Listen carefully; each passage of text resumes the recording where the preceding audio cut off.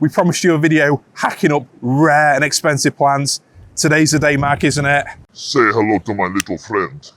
I'm twitching a little bit now, worrying about what I've done. There's a very good possibility that nothing will come of this. A very good possibility. Yeah, put me back in the ground and I might live. Many people will be proud to own a specimen half that size. Well, and you've butchered it like it means nothing. No. As mentioned in the last video at Mark's house, today we're going on a road trip to Sunk Island. They said they would help us propagate some of the rare and unusual hardwood plants in Mark's garden. So, Mark is going for it. There's a bit of a node there, I reckon. So which plant is this, Mark? This is Brassaiopisis mitis. Brassaiopisis mitis. We're filming this video in late January.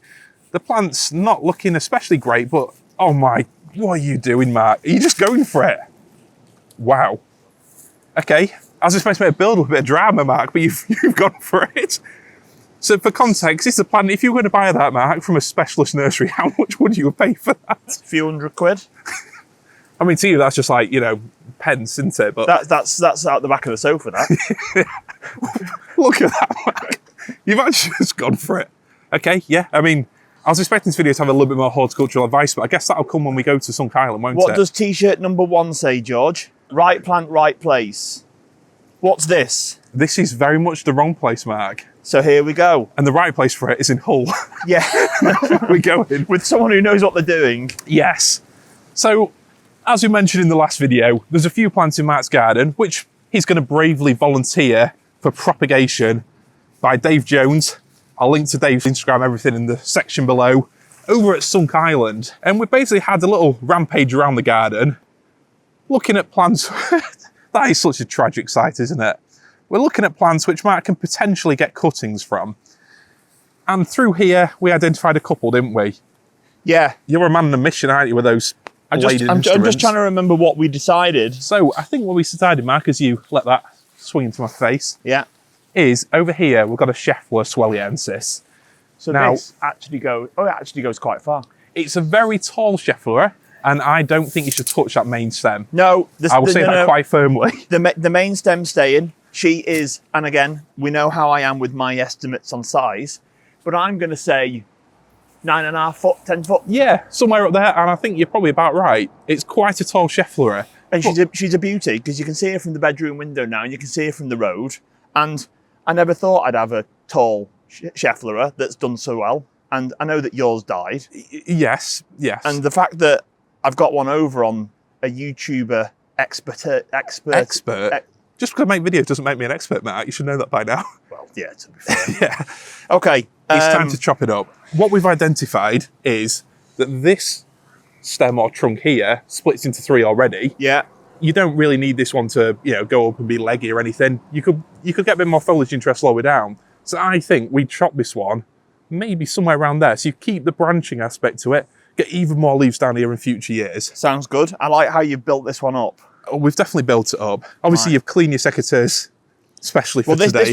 This was brand spanking. Oh, sorry, you don't clean anything. I bought this especially for the day. Whether it's a spade or a I had wheelbarrow. one, but I lost it, so it's probably buried somewhere.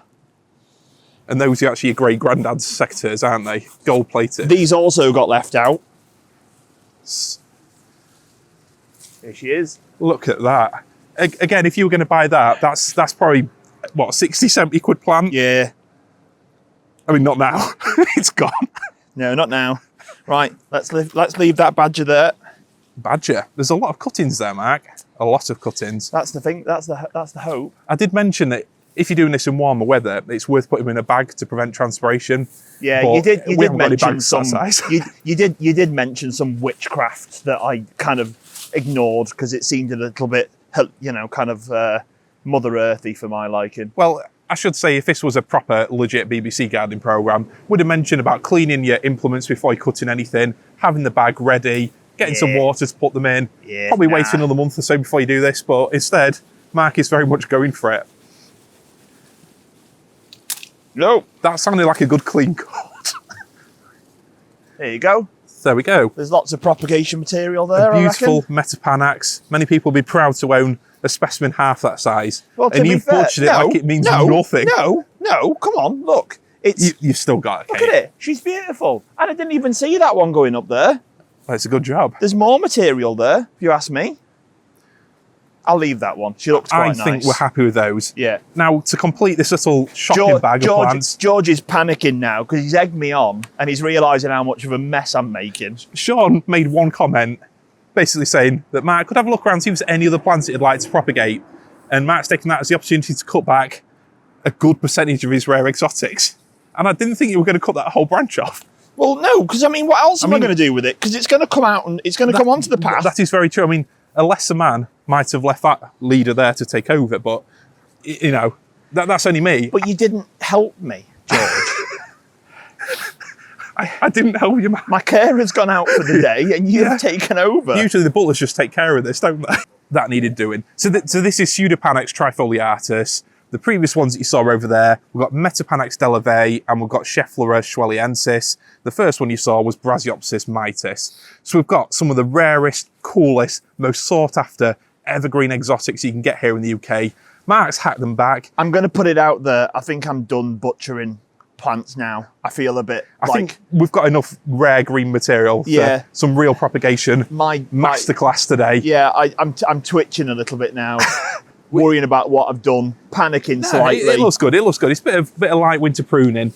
In all fairness, looking at it all, I mean, I can't see it, but yes. Aside from the fact that I have absolutely hacked the Schefflera, you can't look at all this and say, "Oh yeah, Christ, look, he's absolutely, you know, mutilated it." Looks all right. Yeah, it does. Yeah, You've encouraged it. You've encouraged new growth. Come on. And the big master plan here is. Today's video is going to be a road trip over to Sunk Island, where we visited previously. I'll link that video below. Over near Hull, where they're going to actually chop up these plants even more and hopefully produce some cutting material. As that Brassaiopisis spins around there. It's like some sundial, isn't it? She's balanced quite nicely. That is balanced beautifully well. It's almost like it's saying it doesn't want to go, Mark. Yes. Put me back in the ground and I might live. Yes. And the plan is we're going to drop these off today, go through some propagation tips with Dave Jones. If any of you guys fancy having a go at these yourself and you've got spare plants at home, we're really reducing the audience size here, aren't we? We're probably down to those 2 key viewers again. Yes. And then later in spring, we're going to go across, have another road trip, maybe buy a few pillar plants to your garden and see how well these guys have grown. That's the plan, isn't it? That's the rough plan. There's a very good possibility that nothing will come of this. A very good possibility. Yeah, and there's also a very good possibility that I'll be able to stock my down the back underneath the canopy, where all this stuff, in theory, would be pretty happy. It would indeed. Down there, the big project that we spoke about last year. There is method to the madness, George. Definitely method, and I completely trust in Dave, Shaun, and the team over there to set these guys off to a beautiful new life.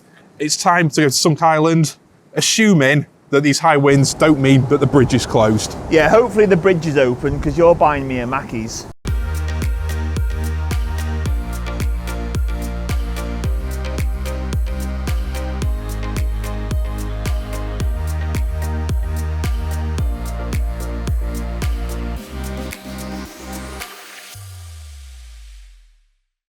So we've made it across the bridge, haven't we, Mark? Yeah, just about. Nearly got blown away. Yeah, it was close to the high side of vehicles, but somehow they let your ego through, didn't they? Just about. We're here at trying to come up with some sort of joke about being sucked off the bridge, but it didn't quite work that way. Well, anyway, we're here now at Sunk Island, and it's time for some propagation. But let's hand over to the experts. That's definitely not me. I've been told I've done quite well. I think even though everything has been hacked to within an inch of its life, I'm reassured that this is all workable material. Well, that sounds good. The extent of my propagation this winter has basically been a few begonia luxurians in water, but they're quite easy to get growing from cuttings. These plants, I definitely need some technical advice, and that's where Dave and Shaun come in. So guys, come on, you're up. So Mark, you ready for some extreme propagation? Yeah, I'm ready to learn because, as you all know, this is not my strong point. Well, we'll see. I don't know what my strong point is yet. No, we're still waiting. We're still waiting. One day you'll blossom into a marvellous swan. We've got Dave Jones, who is the propagation master, aren't you? Apparently so. Apparently so. And then we've got Shaun watching over, making sure that everything is legit above board and some real take advice here. So Matt, just show us which cuttings are which here. Yeah, so this is the Schefflera Schwelliensis, which even though you're 10 miles away, apparently you can't grow. Unfortunately so. Yeah, Metapanax delvayi, Yes. Brassaiopsis mitis, and then the Pseudopanax, not crassularia. What did you say? Trifoliatus. Trifoliatus. There you go. I believe Sounds like a Harry Potter spell. It does indeed. At the minute, this is just a very expensive rare show and tell, isn't it? But Dave, this is where your magic comes in. They're not very expensive at the minute. They're worth bloody nothing. No. But potentially there's a lot of plants here. So like this one here, Dave, how many cuttings do you think you'll get out of that? I think I'll probably get around about 6 or 7 cuttings out of there. Yeah, about 6 or 7 out of that length of wood there. So just to go through it, in case anyone's following along at home, if they've got a spare Brassaiopisis in the garden and they've chopped it up, what do you actually need to get a section like this from a big branch into cuttings? Pair of secateurs. Pair of secateurs. Yeah, and we need to chop this. That. We're gonna chop this up into sections around about 6 inch-ish. Yeah. Thereabouts. So 3, 4, 5, 6, potentially 7 cuttings out of that. And do you have to cut it in a certain place, or are you very much just slicing it up into well, sections? as long as there's a node somewhere, usually find them where there's been a leaf joint. Yeah. So as long as we have a couple of those leaf joints, one above, one below soil, then we should be good. Excellent. And I guess that's the next question people have. When it comes to soil, what's the mix that you tend to use? If you can say it. I know Shaun's over my shoulder, blocking you from giving the secrets away. We use peat because it works for us. It works really, really well. Yeah. I like to mix it with a bit of perlite, a little bit of composted bark, Yeah. and give it a real good mix. And it's a mixture that really works well for us. I know this might not be terribly environmentally friendly, but I was trying to use peat-free stuff. I know we've spoken about this before. Yeah. We've been trying to use peat-free stuff in the way that we feel like we kind of should do, and it just doesn't retain moisture. And I was doing hanging baskets and pots the last couple of years with peat-free stuff. It just wasn't working. There's definitely some more experimentation needed in the industry, isn't there, to create something for cultivation, propagation. Yeah. I don't doubt that. I don't doubt the potential is there, but ultimately, as Dave said, when you've got a method that works, you tend to want to stick with it. You do, yeah, definitely. If we could get peat-free to work for us, we'd use it. Oh yeah, I mean, we'd love to be able to use it, but there's more research needed into the peat-free. Oh yeah, and things like quiet. It's not consistent enough. Commercial point of view, it just doesn't work. We've tried it. We've done trials and such, haven't we, on seeds and things, and we just can't get the results that we just don't need. get on with it, do we, at the moment? Do you mind showing me the mix you've actually got over there? Yeah, is sure. Is that the mix you're using? Yeah. Bring this over. So, Mark, how do you feel about seeing your babies get sliced up? I feel I'm at the moment it's a twig, so it doesn't really mean anything to me at the moment. But I'm looking forward to seeing what happens, and obviously, Dave has been made very aware that there is no pressure whatsoever. No pressure. No pressure whatsoever. No, it's not like we're filming this and putting it online or anything, is it? Yeah, With no, the promise of results within a few months. I have not told him that his kneecaps will be safe only if I get 6 plants. Yeah, he'll be going to have to buy 6 new ones, won't he, at this rate? We'll see. So this is the mix then that you use. So yeah, it's a really nice airy mix. Do you want to get your hands in there, Mark? Get a good feel of that? It's lovely. No, I'm just watching you play with it. You're a proper gardener if you just, that's proper compost, that. You smell it as well, don't you, for extra points? I get you. No, I've got it. So yeah, very free drain. You can see the perlite in there. And presumably you had the bark for the drainage as well, don't you? The bark, it helps with the drainage, but also helps with retaining moisture. It does both things. It does both things. Then you've got your perlite for drainage and to keeping the compost open and airy. Excellent. And I guess the most critical question is, what time of year do you tend to do cuttings? We're obviously late January now. Yeah, I mean, we did some in autumn, and they've not done too well, have they? Well, I think we took 6 cuttings and I think only one of them was rooted. But I think now feels like about the right time of the year to do it. It just feels the right time. Bit of intuition, the days getting longer. You just get used to doing these cuttings and you get to know when things feel right to do. Definitely. Yeah. So let's waste no more time and get into it. This cutting here, well, at the minute, it's a broomstick-sized branch, isn't it? It's a good-sized piece of stem, is that. So what I'm going to do is probably around about 6 inches. I'll take that straight through there. So then I get my yellow sulphur. I always use yellow sulphur because it prevents mould and fungal growth. Yeah. Which once you see why we do it, put them in cups. People use it for overwintering, don't they, to help get cut ends for it, stop them rotting away. They do, yeah. Use it on bananas if you're propagating your insects. Yeah. And when you chop them up, dust it with sulphur, stops any rot or anything like that. So yeah, it's brilliant stuff, and I always use it. You can get it off eBay, can't you? I think a place like that. Yeah, I think I bought a 2 kilo bag for about £3 off eBay a couple of years ago, and I've still got all this left. And I use it quite a bit. Worthwhile investment. So now we've got it dusted. That should be safe from any fungus and mould that's going to grow on it. And you've dusted both ends of it, haven't so you? I've dusted both ends. I dip the ends in really. So as long as it's got plenty on it, it's ready to. Can I say at this stage that I'm feeling quite intimidated that that's your idea of 6 inches?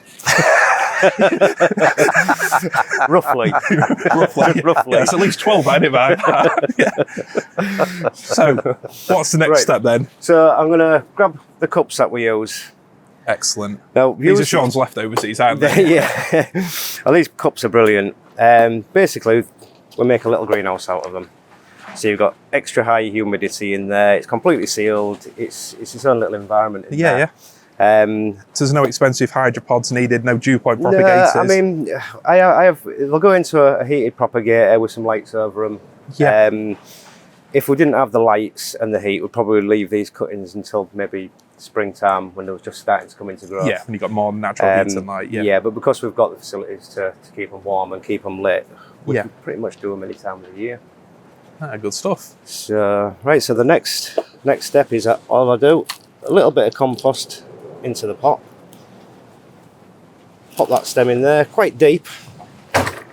You want plenty underground. You can hear the door swinging. The wind's, we've still got 50-mile gusts out there, haven't we? So we have, it is windy. If you watch this and you can't hear everything properly, check out Dave's Instagram. I think you put a story up there about how to do this professionally, didn't you? Yeah, it's a bit more professional than my video. I don't know about that. So once we've got it like that, we've got a few leaf nodes which are buried under there now. And what we tend to find when they start going is you might get 2 or 3 shoots starting to grow from it, but one of them will take over and become the dominant shoot normally. But if those shoots on the side get big enough before dying off, you can always cut them off and try and root them. You might have some success with like a dahlia where you take shoots just as it's coming into growth. Yeah. I don't know if I'm brave enough for that. I suppose I thought you'd use probably like rooting hormone. Like I never use it. That. No? I don't ever use it. No. I never seem to need to. We do pretty well without it. That's where I'm going wrong, mere mortal. I have to say, the times that I've attempted anything like this, I've always done that because I've seen it done, and maybe less is more, eh? Perhaps, that's something we're learning today. The other thing is, as well, is with the rooting hormone, it has a shelf life, and most people, they usually have a little pot of rooting hormone, and they've had it for 10 years in the cupboard. It doesn't work. No, you take it on nights out, don't you, Mac? Yeah, absolutely. Take it over with me. We'll leave that there. So that's just going to need a little bit of water now, and then put the lid on, bit of sellotape around the seals, and that's a completely sealed unit straight into the propagator, and within a month or so it should show some signs of growth. We see green growth before we see root growth. Right, okay, yeah. So don't jump the gun and think, I've got growth on there, I can pot it up, because it might not have any roots. Yeah. So yeah, you get your top growth first, and then your roots come afterwards. So asking the basic questions because someone needs to. When you say a bit of water, how much water are you putting in there? So obviously it's a sealed cup, isn't it? You don't have drainage in there. It does not need much at all. No. I'll just give it a little splash. Just a small amount. Like that. Let it bubble down. And I guess that's as much about keeping the soil moist as it is about creating humidity, isn't it? It is, yeah. I mean, and it's just like its own little ecosystem. It condenses and it drips down the sides. And it's just like a self-watering system, really. It keeps it happy. And for people doing that without a greenhouse, would you keep it on a windowsill, or would you keep it somewhere just out with the real bright light? I've found that you do need to give bottom heat. So you could do it on a windowsill, but it would need to be sat on a heat mat if you've got a heat mat or anything like that, somewhere to keep it warm. But heat mats aren't ridiculously expensive, are they, to buy? No, you can pick one up for 10, 15 quid now, a reasonable size one. And I suppose as good as anything. I suppose if it's a sealed unit as well, you don't have to worry so much about really getting on top of the watering and worrying about it drying out and stuff. Ideally, you don't want to be opening it until it's bursting with growth and trying to break its way out. So you don't need to vent it as such. No. At what point would you expect that to be a rooted leaf plant that could go either into the garden or, in your situation, be sold? I think I'd expect it to be rooted and ready to pot up probably maybe 2 to 3 months. Okay. So now's a great time, isn't it? I should be able to get it into a pot, and then by midsummer maybe we should have a reasonable sized pot which should be ready to plant out in the garden. We've got a proper Blue Peter moment here. Yes. This is one we did earlier. Look at that. He's even got the saying down. It's a beauty. This was done in autumn. One of our customers brought a plant in exactly the same as Mark has and said, can you propagate this for us? And to be honest, it was the wrong time of year, but we give it a go and we got 1 out of 6 and that's the one that took. Fully rooted. They've just potted it up recently and middle of this year it should be good to go, really, shouldn't it? I mean, I should hope you understand, Dave, that 1 out of 6 is not acceptable here. It's not very good. No. Well, it was 30 out of 30, don't you, Matt? It was a bit late in the year. It was. Yeah. It was worth doing. No, I'll be happy if you can, as we've discussed in a previous video or potentially this video, depending on how George spins it. Mine is in the wrong place despite my trademark. So anything that can come of these is worthwhile. Yeah, Definitely. So well, thanks for going through that. I mean, looking at the other ones that Mark's brought in, are there any ways you treat them differently to this? I don't think so. I think I'd pretty much use the material pretty much the same way. So even with like the Pseudopanax, you're still gonna. We've got a lot of nodes there potentially to produce shoots and roots. So I mean, this would probably get chopped up into the same size cuttings. So we'll get quite a few out of that. But yeah, I'd pretty much just do the same with all of these as I have done with the Brassaiopisis. And where they've got a lot of leaves on them, such as this here, I'll remove all the leaves. You take everything off. Yeah, I don't want any leaf inside that container because the leaves can mould and then you start getting a lot of mould in there. So I remove any leaf and it should start producing its own leaves again once it roots.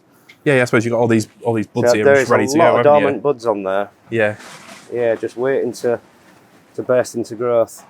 And I guess probably the other thing is all these hardwood or semi-hardwood cuttings, aren't they? Yeah. If you had something softer, would it work with the same method, or do you need that sort of firmness and that the stores of starch inside the stem to actually get the growth? I think at this time of the year, the hardwood cuttings are okay. Yeah. But I think as you get further on in the year, you tend to find the softer wood cuttings would root better. But I've never done any of these, so we're not entirely sure how well they're going to do. No pressure. No, definitely. Yeah. No pressure. So no pressure at all. No, so this video isn't how to do it definitively. This is a result of your experimentations. Yeah, this is and how a chance to try with some of these. Yeah.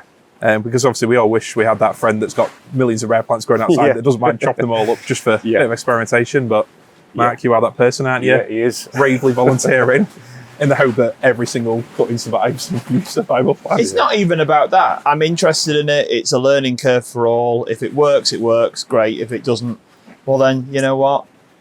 It wasn't probably the mitis at least wasn't in the right place. If 1 out of 6 comes through, then I'm pretty confident we'll do better than that. Yeah, it's a good old thick stem, and it is. As I saw from the video that you posted, it seems to be the right time of the year. Yeah. And it's in good hands, eh? Yeah. Definitely the best. Hopefully. Yeah. No pressure again. I mean, looking across there, I can see a lot of the evergreen exotics. I know exotics are very much your key group of plants, aren't they, Dave?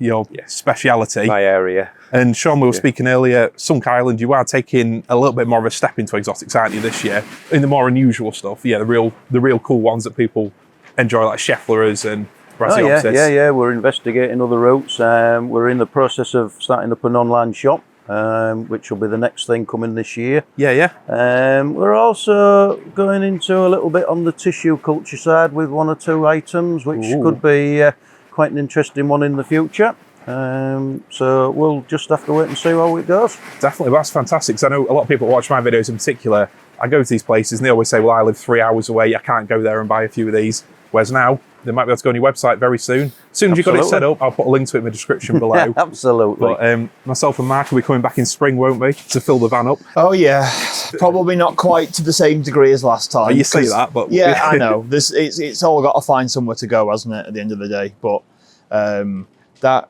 there's going to be a mitre-shaped hole that needs filling minimally. Hopefully that's going to spur off and branch. And Dave, do you mind showing us quickly your propagation area at the back there? Yeah, sure. Can we go through there? Just putting you on the spot now. Yeah, sure. Where do you want to go? I want to see the propagation tunnel, Mark. You wanted to see it, I wanted to see it. Yeah, no, I think people watching this will want to see it as well. I mean, it's fascinating to see the Tetrapanax fields, if anything. Yeah. These are some of the John Phillips we did last year. Oh, yeah, I'll just have a look at these. They're the John Phillips, are they? Yeah, they're the John Phillips ones that you fetched us the cuttings for last year. And they're all taken and all good. Oh, fantastic. So if you want one of these amazing evergreens, you'll have them ready for sale, won't you, this spring? Yeah. We've also got the Euphorbia mellifera. We've just been putting the seed in for all that, and they're coming through lovely. So fantastic. We'll have hundreds of them. I've got to say, it's exciting that a place, an hour down the road for me, and very accessible for those in Yorkshire and around, people want a destination for road trips, don't they, for exotic plants? And I like that you're heading that direction. Wow, this is definitely behind the scenes, isn't it? Oh, our little Tetrapanax boxes. Yes. Look at these. Dave there like a proud father. Do you know, it just works so well. Yeah, it works so well. We produce hundreds and hundreds of them in these boxes. Looking over the incubator pen at his babies. Yeah. Look at these ones here. See, these are all just standard Tetrapanax papyrifer. Look at those. And these are all root cuttings, presumably. Yeah, they are, yeah. Which essentially it's a very similar method, isn't it? But you'd cut them into smaller sections and put them under the soil, would you? Yeah, 1.5 to 2 inch root sections. Just scatter them along the surface, then we'll put an inch compost over the top, put a lid over them, and within a few weeks they're up and going, aren't they? We usually get about 300 to 500 per planter out of them quite easily, and we do sell these to wholesale actually, so we do sell quite a lot. Yeah, that's wild, isn't it? 300 to 500 of them. Well, it's the knowledge and expertise, isn't it, getting them going in the first place. But I think one thing that I've sort of learned just watching those hardwood cuttings is, even though the plants themselves might be rare, unusual, expensive exotics, the actual process of propagating them is the same as any other plant, isn't it? Anything you see on Gardener's World, it's the same methods, isn't it? It is the expertise, but I think it's also just having the stones to cut it down in the first place, I guess, or the stupidity. Went for it, and I'm excited to see what happens. And what have we got around here? We've got, all sorts, isn't we? These are Musifolias. Canna musifolia. Yeah. People want to know when they're coming in May what they're going to be buying. What do you think are going to be the cool plants this summer? Well, we're definitely going to have some Brassaiopisis, I would have thought.